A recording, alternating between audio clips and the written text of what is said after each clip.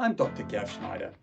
Let's spend a bit of time talking about learning mindset and above the line and below the line thinking. The research of Carolyn Taylor, who focused on the idea of above the line and below the line thinking, tied back to her research into organizational success and high performance, is very useful for us. The key differentiators of above the line thinking tend to be a growth and learning mindset and the ability to keep adapting and thriving no matter what happens around us.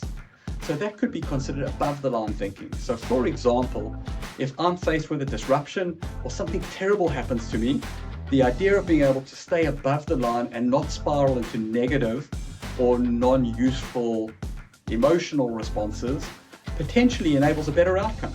So I really do want to put a lot of work into the way I think, how people around me think, and the way we can leverage that for opportunity-centrism, not just to tick a compliance box alone.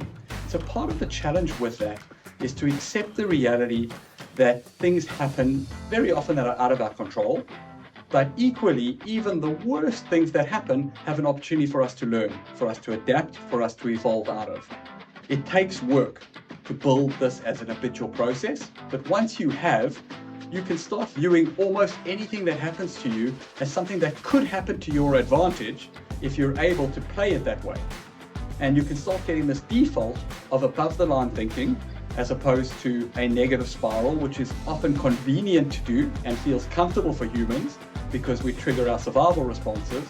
But once we get into that survival state, we are very rarely looking at growth opportunities and we tend to be reacting instead of proacting.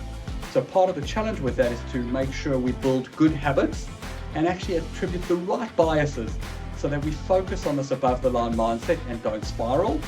And equally, that we program ourselves that anything that happens to you could be to your advantage, and that building a learning mindset as a default creates sustainable high performance, not just for you, but for your team and your organization as well.